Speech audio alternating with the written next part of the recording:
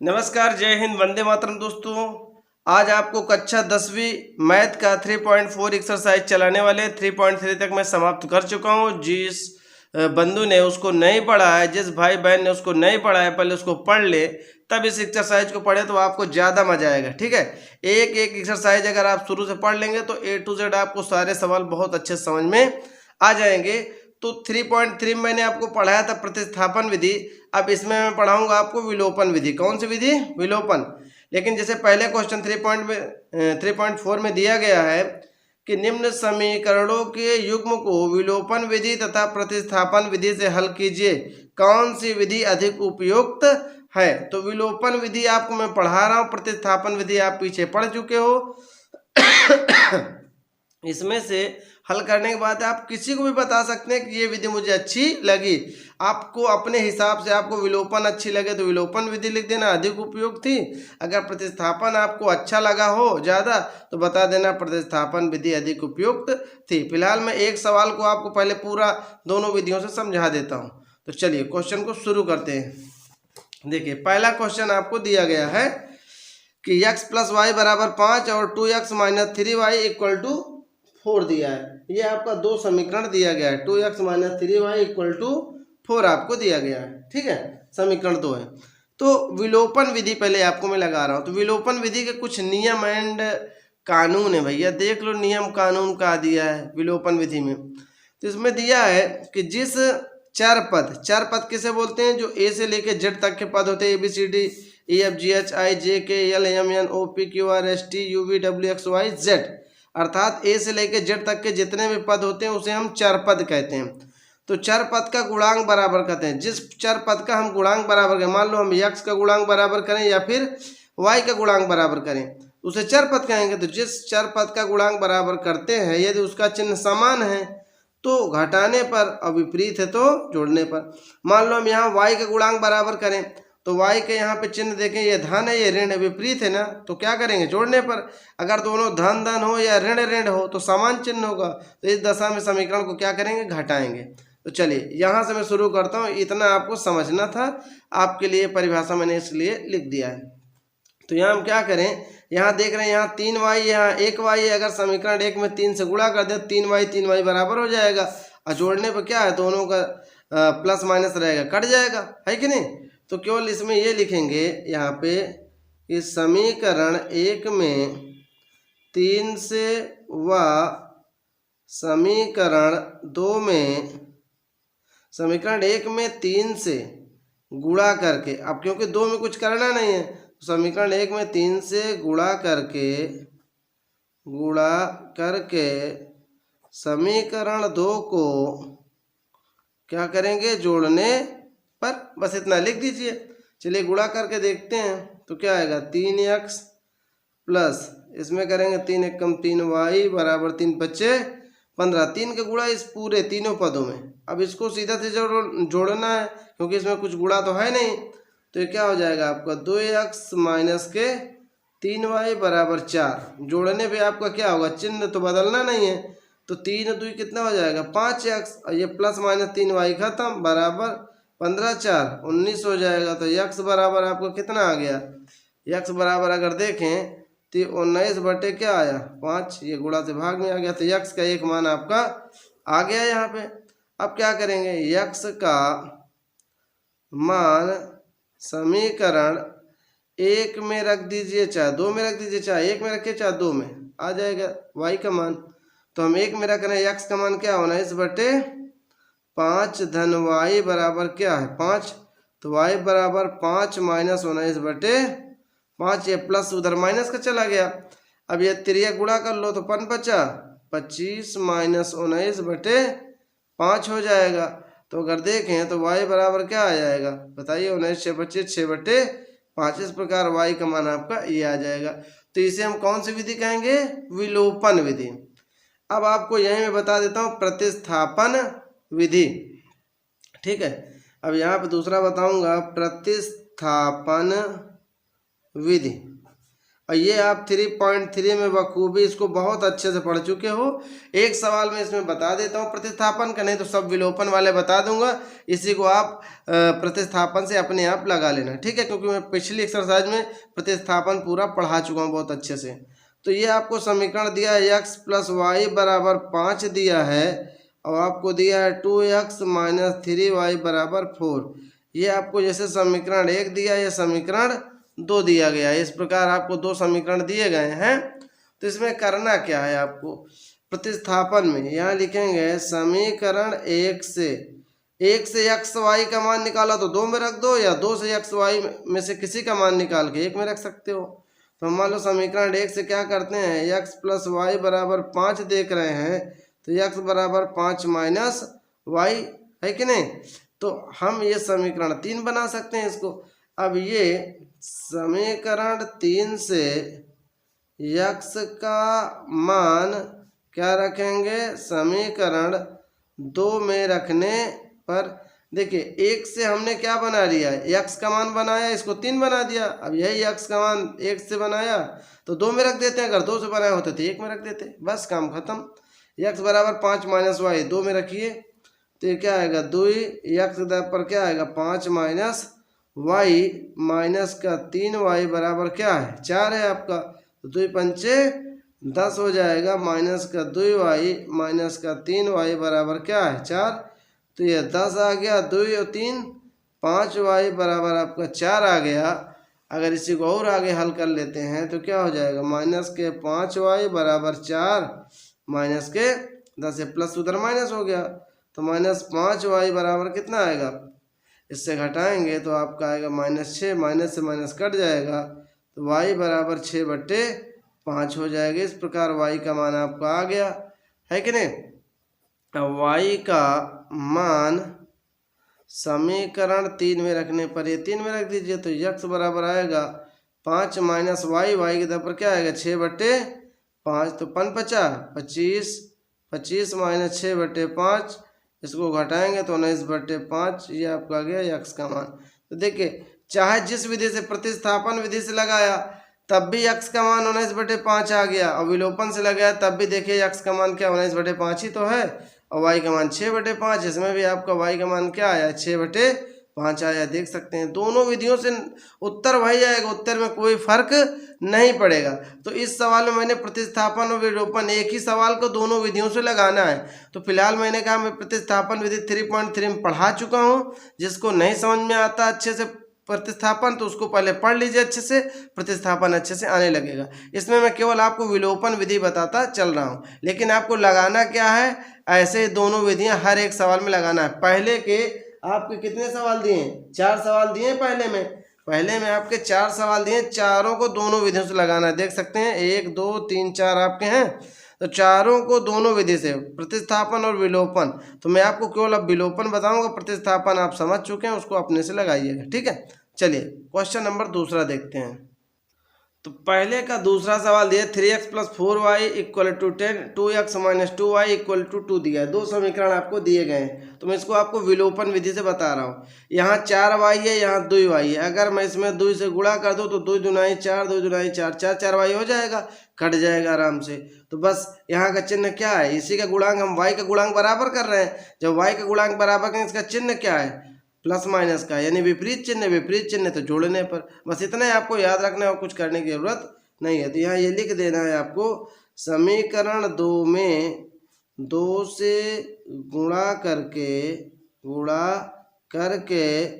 समीकरण 1 को क्या करेंगे, जोड़ने पर। समीकरण 1 को जोड़ दो तो 2 से गुणा करिए, 2 दूनाई 4x - 2 दूनाई 4y बराबर 2 दूनाई 4। अब इसको जोड़ना है तो आ गया 3x + 4y बराबर क्या है 10, प्लस माइनस खत्म, 4 3 7x बराबर क्या है 14, तो x बराबर 14/7, तो x बराबर 7 दूनाई 14। तो इस प्रकार आपका x का मान आ गया। अब आप चाहें तो x का मान कहाँ रख दीजिए, समीकरण 1 2 कहीं भी रख दीजिए। मान लो 1 में रख रहे हैं तो ये क्या है आपका दिया है 3x + 4y बराबर क्या है 10 है ना। तो 3x x का मान 2 है तो x पर 2 रख दीजिए, प्लस का 4y बराबर क्या है 10, तो 3 दूनी 6 प्लस 4y बराबर 10, या 4y बराबर 10 माइनस 6, प्लस से उधर जाएगा माइनस हो जाएगा, तो 4y बराबर कितना आ गया ये आपका 6 4 10। देखिए इसमें 4 ही तो आएगा, तो y बराबर 4 1 कम 4, y का मान आपका क्या आ गया 1। इस प्रकार x y का मान आपका ये आ गया। तो ये आपका हो गया दूसरा। अब इसको आपको यही सवाल को, ये विलोपन विधि से था, अब इसी को आपको कैसे लगाना है प्रतिस्थापन विधि से। ये विधि मैं आपको बता चुका हूँ, अब आप इसको खुद लगाइएगा, ठीक है। प्रतिस्थापन 3.3 में मैं अच्छे से पढ़ा चुका हूँ। चलिए अब इसी का थर्ड पार्ट देखते हैं, थर्ड पार्ट।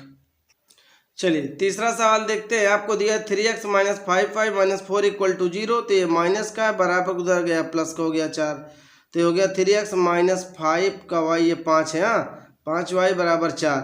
दूसरा समीकरण है, पुनः आपको दिया गया है ये 9x बराबर 2y प्लस 7, तो 2y को हम बराबर किधर लाए तो माइनस हो गया, बराबर 7। दो समीकरण हो गए। अब इसको हमें मान लो y का गुणांक फिर बराबर करना है, या x का आप कर सकते हैं, कोई दिक्कत नहीं। मान लो हमें x के गुणांक बराबर करने, इस बार x बता देता हूँ, आप चाहे y करिए चाहे x, कोई दिक्कत नहीं। यहाँ 9x, यहाँ कितना है 3x है, तो यहाँ अगर हम 3 से गुणा कर दें 3 त्रिकाई 9x, इसमें गुणा करने की जरूरत नहीं पड़ेगी। और इसका चिन्ह धन धन है, दोनों का समान चिन्ह, तो घटाने पर बस हो गया। तो क्या लिखेंगे, समीकरण 1 में 3 से गुणा करके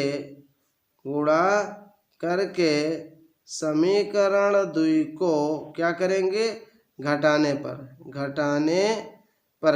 क्यों, क्योंकि मैंने कहा ना जिसका गुणांक आप बराबर कर उसका चिन्ह देखते हैं। ये x का गुणांक ले रहे हैं तो x का चिन्ह दोनों क्या है, कुछ नहीं तो धन माना जाएगा। धन धन है तो समान चिन्ह है, समान चिन्ह तो क्या करेंगे घटाने पर। अगर ऋण ऋण होता तब भी समान घटाने पर हो जाता, जब धन ऋण रहेगा विपरीत चिन्ह तभी जोड़ने पर किया जाएगा, ठीक है। तो चलिए अब पहले 3 से आप 1 में गुणा करिए, 3 त्रिक का 9x माइनस 3 पचे 15y बराबर 3 चौक का 12। अब इसको आपको ज्यों कहते हैं लिख देना है, 9x माइनस 2y बराबर क्या है 7। घटाने पर चिन्ह बदल जाता है, घटाने पर है ना चिन्ह बदलेगा। ये धन है तो ऋण, ये ऋण है ना तो धन करेंगे, ये धन है तो ऋण। अब 9 से 9 खत्म हो जाएगा x, तो 15y आपका धन का, 2y ऋण का, तो प्लस माइनस घटेगा, 15 में से 2 गया माइनस के 13y हो जाएगा, बराबर 12 में से आपका 7 घटेगा तो 7 5 12 ही आएगा 5, तो y बराबर आपका 5 बटे क्या हो जाएगा 13, ये माइनस को इधर भगा दो, तो y का मान आपका ये आ गया। अब क्या करेंगे, y का मान समीकरण 1 में रखने पर, मान लो 1 में रख देते हैं, तो ये लिखा है, तो ये 3x माइनस के 5y है, 5y है तो y की तरफ पर क्या रहेगा माइनस के 5 बटे 13 बराबर क्या है 4। अब क्या करेंगे, 3x माइनस माइनस गुणा क्या हो जाएगा, प्लस 5 पचा 25 बटे 13 बराबर 4, तो 3x बराबर क्या हो जाएगा 4 माइनस 25 बटे 13 हो जाएगा आपका, ठीक है। अब क्या करेंगे, 3x बराबर 13 चौको 52 माइनस क्या है 25 बटे क्या है 13, ये आ जाएगा।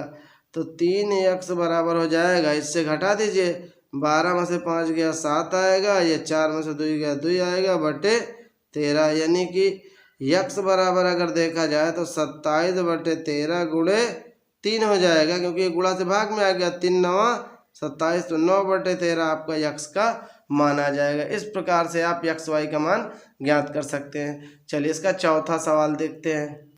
चलिए पहले का चौथा पार्ट दिया है, x by 2 plus 2y/3 equal to -1 है, तो 2/3 एलसीएम आ गया, इसका 3 गुणा 3x, ये 2 दूना 4y बटे 6 बराबर ये -1 है, ये इधर भाग में उधर जाए गुणा में हो गया -6, समीकरण 1 हो गया।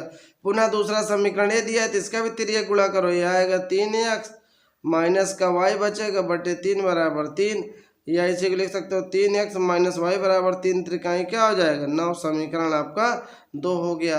इस प्रकार से 2 समीकरण आपने बना लिए। अब इसको लगाना है विलोपन विधि से। विलोपन विधि में करना क्या है, यहाँ 4y है, मान लो हम देख रहे हैं यहाँ 3x बराबर है, तो y के गुणांक बराबर करने की कोई ज़रूरत नहीं है। तो सिंपल सा हमें क्या करना है, समीकरण 1 से 2 को घटा देना है। क्यों, क्योंकि यहाँ पे देख रहे हैं इसका भी धन चिन्ह इसका भी धन समान चिन्ह, तो घटाने पर, तो लिखेंगे 3x प्लस का 4y बराबर -6। यह है 3x माइनस का 1y बराबर 9। घटाने पे इसका चिन्ह क्या है, बदल जाएगा, तो इससे ख़त्म। 4 1 5y और 9 6 क्या हो जाएगा, माइनस के 15। तो y बराबर 5 3 15, ये माइनस का 3 आ जाएगा, है कि नहीं। अब आप चाहें तो रख दीजिए y का मान। तो y का मान समीकरण 1 में रखने पर 1 में रखिए या 2 में रख दीजिए, कोई दिक्कत नहीं। तो यहाँ पे लिखा है 3x प्लस का 4y, y का मान है -3 बराबर माइनस के 6। तो ये 3x 4 3 12 बराबर -6। 3x बराबर 12 उधर जाएगा माइनस का हो जाएगा, प्लस का हो जाएगा, ये -6 है ही। 3x बराबर क्या आया 6, या x बराबर 3 दूनाई 6। तो x का मान 2 आ गया, y का मान -3। तो विधि यही है। अगर कोई सवाल आपका मिस्टेक हो भी जाता है गुणा भाग करने में, हल करने में, तो कोई दिक्कत नहीं, आपको विधि अच्छे से समझ लेना है, ठीक है, परेशान होने की जरूरत नहीं। तो इस प्रकार से आपका ये पूरा क्वेश्चन पहले का सभी पार्ट समाप्त हो गया। इसका प्रतिस्थापन विधि आप स्वयं से लगाइएगा, ठीक है। ना समझ में आए तो कमेंट कीजिएगा, मैं आपको बता दूंगा, कमेंट्स कीजिएगा, ठीक है। दूसरा सवाल कहता है, निम्न समस्याओं को रैखिक समीकरणों के युग्म बनाइए। निम्न समस्याओं में रैखिक समीकरणों के युग्म बनाइए, यानी जोड़े बनाइए, और उनके हल यदि उनका अस्तित्व हो तो विलोपन विधि से हल कीजिए। यानी विलोपन विधि से आपको लगाना है। जैसे कह रहा है पहला सवाल दूसरे का, यदि हम अंश में 1 जोड़ दें तथा हर में 1 घटा दें तो भिन्न 1 में बदल जाती है। यदि हर में 1 जोड़ दें, पुनः फिर कंडीशन दिया है, यदि हर में 1 जोड़ दें तो यह 1/2 हो जाती है, तो वह भिन्न ज्ञात कीजिए। तो मान लेते हैं, माना यह भिन्न क्या है, x/y है, भिन्न x/y के रूप में होता है। तो हम मान लेते हैं दूसरे का पहला सवाल है, माना वह भिन्न x/y है। तो यहाँ लिखेंगे प्रथम शर्तानुसार, पहली शर्त के अनुसार। पहली शर्त क्या है, एक तो कोई भिन्न है, अगर उसके अंश और हर में 1 जोड़ दिया जाए तो भिन्न 1 में बदल जाती है। यही तो कह रही है, 1 में बदल जाती है। सॉरी, अंश में 1 जोड़ दिया जाए, हर में 1 घटा दिया जाए। अंश में 1 जोड़ दें और हर में क्या करें, 1 घटा दें, तो भिन्न का मान क्या हो जाता है, 1 में बदल जाता है, ठीक है। इसको हल कर लो। तो x+1 बराबर, ये भाग तो उधर गुणा में जाएगा, y-1 इधर लाएंगे, x - y बराबर, ये जाएगा माइनस का 2 हो जाएगा। समीकरण आपका 1 बन गया, ठीक है। फिर पुनः फिर से क्या करना है, द्वितीय शर्तानुसार। क्या है, द्वितीय शर्तानुसार। दूसरी शर्त क्या कहता है, ये जो हमारी भिन्न है x/y, कहता है यदि इसके हर में 1 जोड़ दें, हर में 1 प्लस कर दें, जोड़ दें, तो यह 1/2 हो जाती है, यानी इसका मान 1/2 के बराबर हो जाता है। फिर से तिर्यक गुणा कर लो, इधर 2x बराबर उधर जाएगा y+1, या इधर ले आओ 2x - 1y बराबर क्या बचा, 1। समीकरण 2 हो गया। अब हम देख रहे हैं कि ये भी 1y है, ये भी 1y है, दोनों का चिन्ह समान है ना, माइनस माइनस है, तो घटाने पे कर दें, हमारा काम हो जाएगा। तो समीकरण 1 - 2। चलिए, तो इसको हम क्या करें, 1 से 2 को घटा लिए, तो 1 वाला समीकरण लिख दिया, 2 वाला ये लिख दिया। अब घटाने पे मैंने कहा चिन्ह बदल जाता है, तो ये प्लस है तो माइनस कर दो, माइनस है तो प्लस कर दो, ये प्लस का फिर माइनस, तो ये खत्म। तो 2x से 1x जाएगा तो माइनस का 1x आ गया, ये माइनस 3 हो गया, 2 1 3। तो x बराबर कितना आ गया, 3। अब x का मान समीकरण 1 में रख दीजिए, आप चाहे 2 में रख दीजिए। तो मान लो 1 क्या है आपका, x - y है ना, तो x पर 3 - y बराबर -2, तो -y बराबर -2 -3 हो जाएगा। तो -y बराबर -5, या y बराबर क्या आ गया आपका 5। तो ये y का मान हो गया आपका, ये x का मान हो गया। अगर आप उत्तर की जांच भी करना चाहें तो देख लीजिए क्या आ रहा है, x - y, तो x पर 3 रख दीजिए, y पर -5 हो जाएगा, तो 3 में से 5 जाएगा तो -2 आ जाएगा। इसका मतलब हमारा हल सही है, ठीक है। चलिए, दूसरे का दूसरा सवाल। दूसरा सवाल क्या कहता है, इसको देख लीजिए पहले।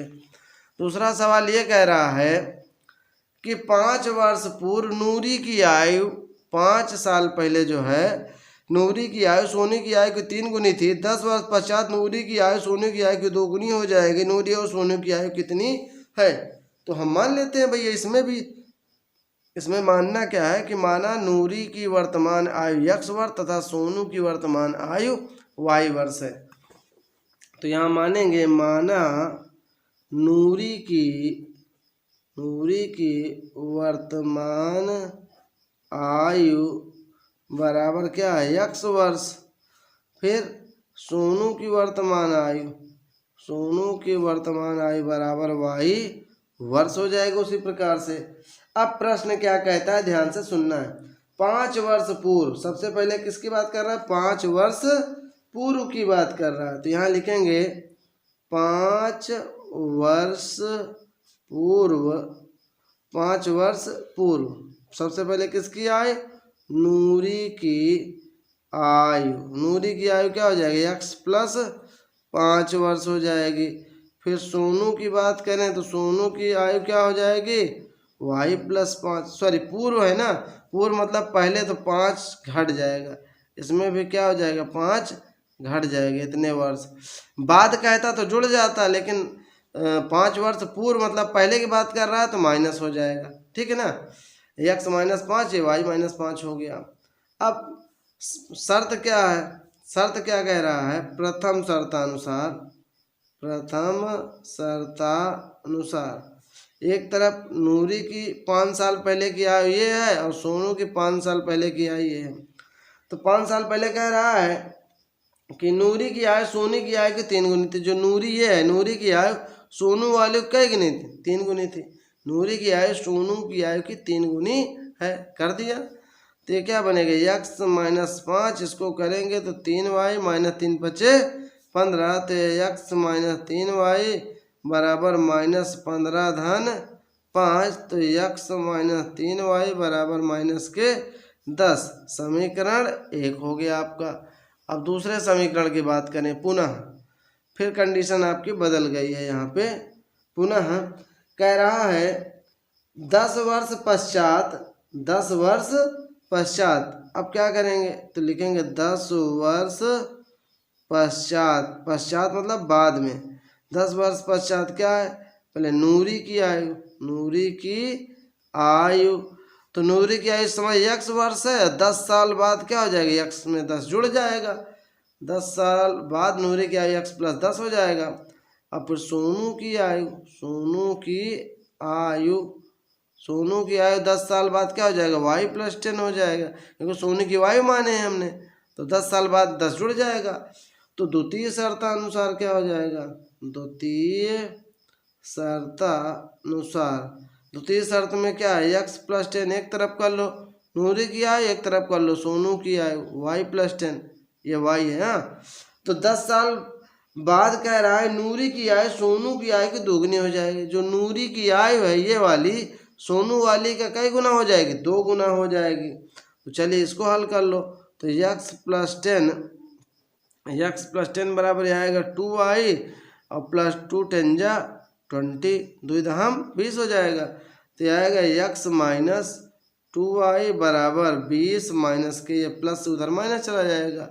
तो अब इसके आगे क्या हो जाएगा, x माइनस 2y बराबर क्या आया 10। समीकरण 2। इस प्रकार समीकरण 1 और 2 आपका आ गया है। अब हमें करना क्या है, समीकरण 1 और 2 को विलोपन विधि से हल करना है। विलोपन विधि में क्या होता है, x या y को हमें विलुप्त करना होता है। ये विलुप्त कैसे होगा, x और y के गुणांक को बराबर करके। तो यहाँ देख रहे हैं x का गुणांक 1 है, यहाँ भी x का गुणांक 1 है, दोनों के गुणांक समान है और चिन्ह भी दोनों के समान है, तो घटाने पर कर दें। समीकरण 1 से समीकरण 2 को घटाने पर, तो समीकरण फर्स्ट माइनस सेकंड 1 से 2 को घटाने पर घटा दीजिए, आपका आ जाएगा। चलिए इसको घटाते हैं। तो ये 1 से 2 को घटा रहे हैं, x माइनस 3y बराबर माइनस के 10 है, x माइनस 2y बराबर 10 है, तो घटाने पर चिन्ह बदल जाएंगे, माइनस प्लस माइनस। तो ये x खत्म, 3y है, ये 2y धन का है, 3 में 2 जाएगा माइनस के 1y, और ये माइनस के क्या हो जाएगा 10 10 20। तो y बराबर क्या आ गया, माइनस से माइनस कट गया 20 आ गया। अब आप y का मान समीकरण 1 में या 2 में रख दीजिए, तो 1 यही वाला तो था, रख दीजिए। तो ये x माइनस 3y की दर पर क्या है, ये 20 है, 20 रख दीजिए बराबर माइनस के 10।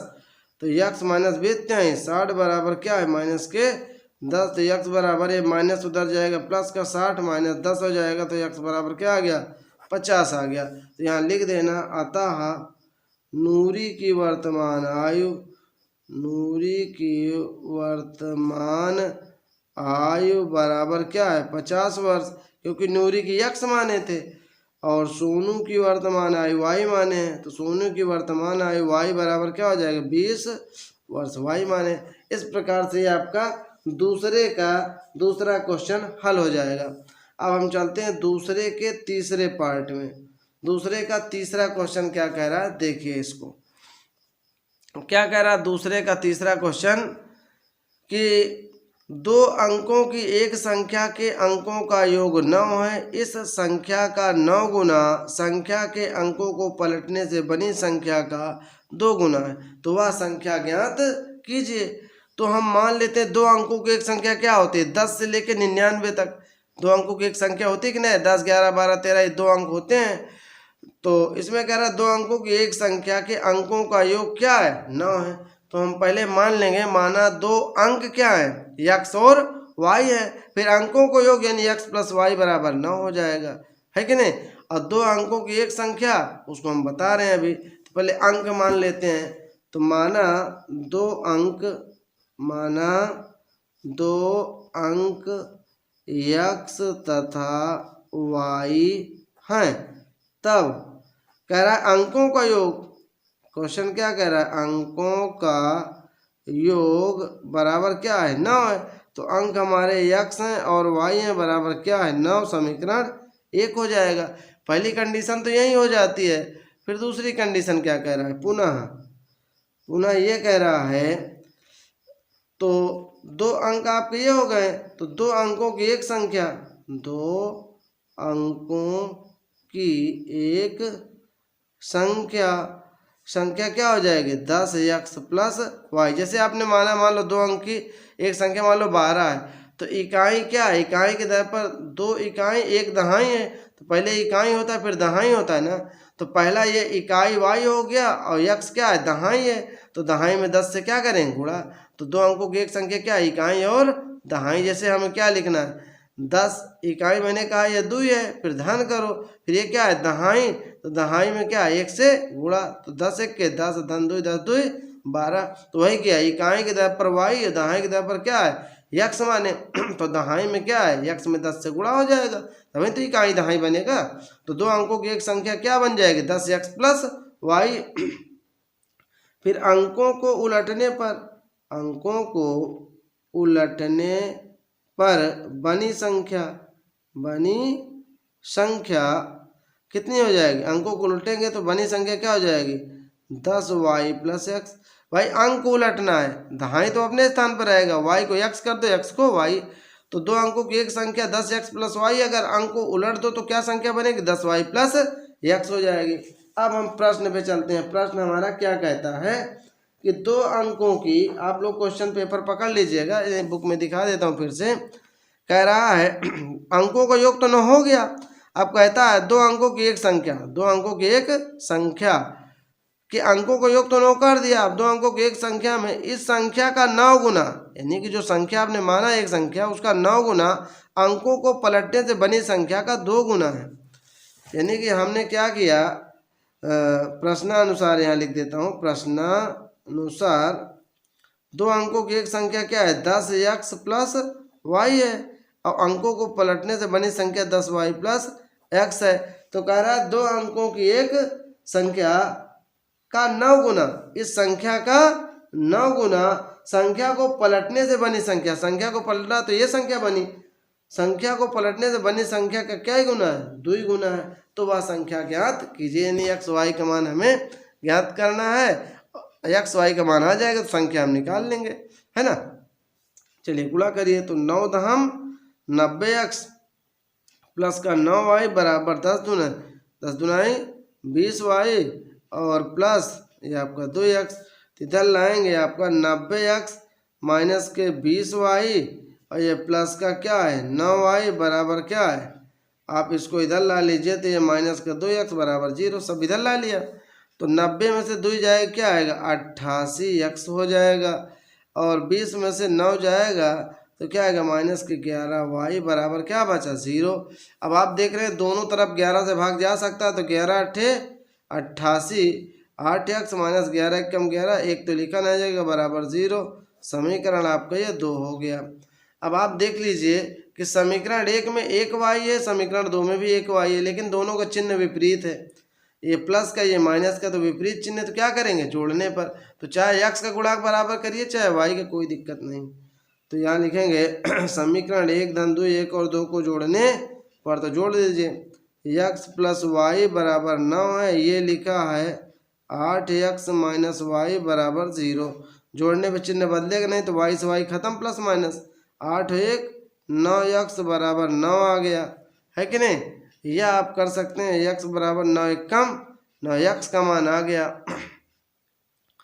x का मान समीकरण 1 में रखने पर 1 2 कहीं भी रख सकते हैं, तो ये क्या हो जाएगा 10x, क्या लिखा है x का मान 1 आया ना, तो यहाँ x प्लस वाई है, तो 1 धन y बराबर 9 या y बराबर 9 माइनस 1 या y बराबर कितना आ गया 8। ये आपकी x y का मान आ गया। अब 2 अंकों की एक संख्या पूछ रहा है, तो लिख सकते हैं अतः 2 अंकों की एक संख्या क्या है 10x प्लस y, तो 10x का मान 1 धन y का मान आपका है 8, तो ये हो जाएगा 10 1 कम 10 धन 8 10 और 8 18, तो 2 अंकों की एक संख्या क्या हो गई 18 हो गई। अब इन अंकों का योग कह रहा था क्वेश्चन में कि 9 है, तो 8 1 क्या हो जाएगा 9 तो हो जाएगा, आप उत्तर की जांच कर सकते हैं। तो इस प्रकार ये आपका क्वेश्चन लग जाएगा, ठीक है। तो चलिए दूसरे का तीसरा नहीं बल्कि अब चौथा पार्ट देखते हैं। दूसरे का चौथा कह रहा है कि मीना 2000 रुपये निकालने के लिए एक बैंक गई, उसने खजांची से 50 तथा 100 के नोट देने के लिए कहा। मीना ने कुल 25 नोट प्राप्त किए, याद कीजिए उसने 50 के और 100 के कितने नोट प्राप्त किए। तो भैया मीना के मान लो कि मीना ने 50 के x नोट प्राप्त किए और 100 के y नोट प्राप्त किए, इस तरह आप लिख सकते हैं। तो x और y दोनों नोट मिला करके उसको कितने मिले 25 नोट मिले। पहली शर्त यही तो है कि x और y दोनों मिला करके कितने नोट मिले उसको 25। नोटों की संख्या तो आपको बताना है, तो चलिए इसको मान लेते हैं। तो हमने मान लिया कि माना मीना ने 50 के x नोट और 100 के y नोट प्राप्त किए, तो 100 और 50 के दोनों यानी 100 के x नोट 50 के x नोट और 100 के y नोट, तो x और y दोनों मिलके कुल उसको कितने नोट मिले 25 नोट मिले। पहला समीकरण मान लेते हैं। फिर अगर हम देखें तो 50 के कितने नोट हैं x नोट, प्लस 100 के कितने नोट हैं y नोट, और 100 और 50 के दोनों नोट मिला के कुल कितना मिला उसको 2000। इसको हम समीकरण 2 मान लेते हैं, है कि नहीं, कोई दिक्कत नहीं। या फिर आप इसमें भाग कर दीजिए 50 से दोनों तरफ, तो क्या आ जाएगा 50 1 कम 50, 50 दूना 100 और 50 चौको 240, इसको आप समीकरण 2 मान लीजिए। अब यहाँ देख रहे हैं कि समीकरण 1 में 1x है, इसमें भी 1x है, y तो इसमें 2 है इसमें 1 है, तो y का गुणांक तो बराबर करना पड़ेगा, लेकिन x तो ऑलरेडी बराबर है ना। लेकिन इसके चिन्ह क्या है धन धन समान चिन्ह, तो घटाने पर, तो बस गुणांक बराबर तो घटाने पर आप हल कर लीजिए। तो लिखेंगे समीकरण फर्स्ट माइनस सेकेंड 1 से 2 को घटा दो, तो यह आएगा x प्लस वाई बराबर क्या है 25, ये है x प्लस 2y बराबर क्या है 40। घटाने पर चिन्ह बदल जाएगा, प्लस है तो माइनस, प्लस है माइनस, प्लस है माइनस, तो इससे खत्म, 2y से 1y जाएगा तो माइनस का 1y, 40 में से जाएगा तो क्या आएगा माइनस के 15 हो जाएगा। तो माइनस से माइनस आप काट दीजिए, तो y बराबर क्या आ गया 15 आ गया, है कि नहीं। अब क्या करेंगे y का मान समीकरण 1 में उठा के रख दीजिए, तो y का मान 15 है, तो x प्लस 15 बराबर क्या है 25, तो x बराबर 25 माइनस क्या है 15, तो x बराबर क्या आ गया 10। तो लिखेंगे अतः क्या लिखेंगे यहाँ लिख सकते हो, अतः मीना ने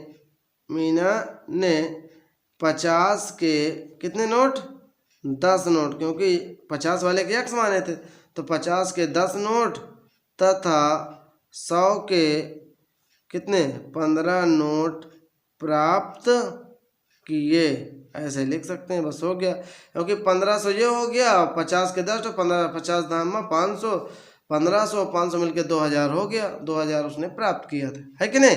चलिए पांचवा पार्ट इसका देखते हैं जो अंतिम होगा। इस एक्सरसाइज का अंतिम क्वेश्चन पांचवा, दूसरे का पांचवा पार्ट देखते हैं।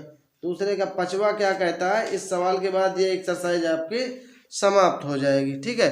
तो देख सकते हैं इसको, इसमें क्या कह रहा है, कह रहा है किराए पर पुस्तक देने वाले किसी पुस्तकालय का प्रथम 3 दिनों का एक नियत किराया है तथा बाद में उसके बाद प्रत्येक अतिरिक्त दिन का किराया अलग अलग है। सरिता ने 7 दिनों तक एक पुस्तक रखने के लिए 27 रुपया अदा किया, जबकि सुशी ने एक पुस्तक 5 दिनों तक रखने के लिए 21 रुपया अदा किया। तो नियत किराया और प्रत्येक दिन का अतिरिक्त किराया ज्ञात कीजिए, ठीक है।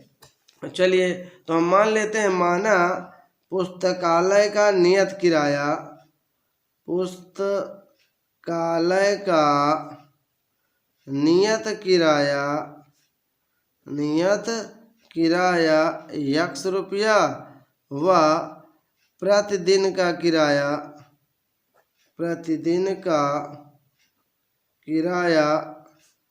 y रुपया है। नियत किराया का मतलब पुस्तकालय वाला बोल दिया कि भैया जैसे मान लो 3 दिन का उसने बता दिया कि नियत किराया, तो उसने बताया कि 3 दिन का, जैसे मान लिया कि 10 रुपया ले रहा है, तो कहा 10 रुपया आपको लगना ही लगना, चाहे आप दूसरे दिन जमा कर दो, तीसरे दिन जमा करो, या अभी आप लेके 2 घंटे बाद जमा करो, लेकिन जो नियत किराया है 3 दिन का 10 रुपया वो आपको लगना ही लगना है। मान के चलो मैं 10 बता रहा हूँ, 15 20 कुछ भी हो सकता है, मैंने नियत किराया क्या मान लिया 100 रुपया। और प्रतिदिन का जो एक्स्ट्रा किराया उसने कहा y रुपया लगेगा आपका, जो भी आप जितने दिन रखोगे उसका एक्स्ट्रा किराया आपका जुड़ेगा, लेकिन नियत किराया तो आपका लगेगा ही लगेगा। 3 दिन तक रखते हैं तब तो नियत किराया लगेगा, और 3 दिन से अतिरिक्त है तो नियत किराया के अतिरिक्त प्रतिदिन जितना आप रखेंगे उसका प्रतिदिन का किराया अलग से जुड़ेगा, ठीक है। तो अब क्या करती है, उसने क्या किया, सबसे पहले सुशी ने 5 दिनों के लिए लिया ना, सुशी ने एक पुस्तक को 5 दिनों के लिए, तो सुशी के लिए पहले लिख देते हैं,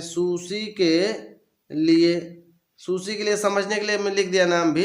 सुशी के लिए क्या किया, 5 दिन के लिए लिए गई ना वो सुशी, सॉरी 5 दिन के लिए नहीं, सबसे पहले 7 दिन के लिए सरिता ले गई थी। सबसे पहले मैं किसकी बात करूंगा, सरिता के लिए। सरिता कितने दिन के लिए ले गई, 7 दिन के लिए ना।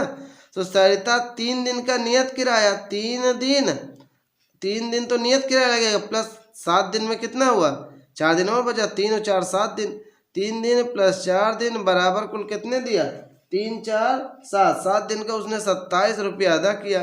तो 3 दिन नियत किराया है ना, तो 3 दिन नियत किराए को आपने क्या माना है 100 रुपया, 3 दिन के नियत किराए को आपने क्या माना है 100 रुपया, प्लस प्रतिदिन का किराया 4 दिन और बचा ना, तो हर दिन का अलग से किराया क्या है y रुपया बराबर क्या बचा 27, यानी x प्लस 4y बराबर क्या है 27। समीकरण 1 बन गया आपका। इस प्रकार से समझ में आई बात भाई। 3 और 4 7 दिन होता है, तो 3 दिन का नियत किराया मैंने क्या मान लिया, नियत किराया पुस्तकालय का नियत किराया, क्योंकि 3 दिन का नियत किराया लगता है, तो 3 दिन का नियत किराया 100 रुपया है और प्रतिदिन का किराया y रुपया है। तो 4 दिन का चाहिए तो 1 दिन का y रुपया, 4 दिन का 4y, और 3 दिन का सीधा नियत किराया। यहाँ मैं लिख देता हूँ पुस्तकालय का 3 दिन का नियत किराया, यहाँ पे आपको लिखना है 3 दिन का नियत किराया 100 रुपया। तो 3 दिन का आपने x मान लिया और ये 1 दिन का y, तो 4 दिन का 4y बराबर 27 हो गया। अब इसी प्रकार पुनः आपकी कौन ले जाती है, सुशी। किसकी बात कर रहा है, सुशी की। सुशी 5 दिन के लिए ले जाती है, तो 3 दिन प्लस क्या है 2 दिन बराबर कितने देती है 5 दिन का 21 रुपया। तो 3 दिन का नियत किराया क्या है 100 रुपया। अब 2 दिन, 1 दिन का y रुपया, तो 2 दिन का 2y बराबर 21। समीकरण आपका क्या बन गया 2 बन गया। अब इस दोनों को हल कर लीजिए, आपका नियत किराया और प्रतिदिन का किराया आ जाएगा।